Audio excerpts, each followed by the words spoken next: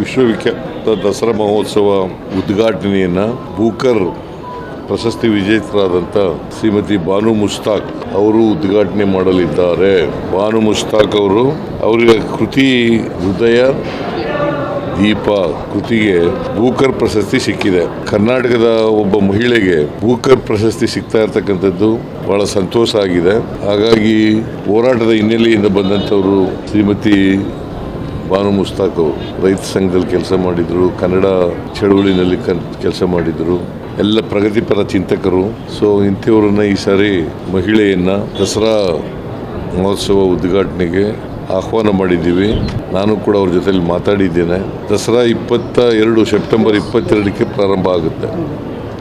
ಈ ಸಲ 11 ದಿನ ದಸರಾ ನಡೀತದೆ. ಶಾಸ್ತ್ರದ ಪ್ರಕಾರ ನವದಶಮಿ ಎಲ್ಲ ಇದೆ, ದಶಮಿ ಎಲ್ಲ 11 ದಿನ ದಸರಾ ನಡೀತದೆ. ಸೊ ವಿಜಯದಶಮಿ 11ನೇ ದಿನಕ್ಕೆ ನಡೀತದೆ. ಅಕ್ಟೋಬರ್ 2ನೇ ತಾರೀಕು ವಿಜಯದಶಮಿ ದಿನ.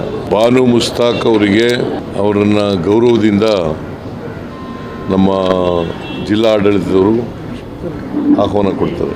ಏರ್ ಶೋಗೆ ಅನುಮತಿ ಕೊಟ್ಟಿದ್ದಾರೆ. ನಾನು ಪತ್ರ ಬರೆದಿನಿ ರಾಜನಾಥ್ ಸಿಂಗ್ ಅವರಿಗೆ, ಅವ್ರನ್ನೂ ಕೂಡ ದಸರಾ ವೀಕ್ಷಣೆಗೆ ಬರಬೇಕು ಅಂತೇಳಿ ಇನ್ವೈಟ್ ಮಾಡಿದ್ದೀನಿ.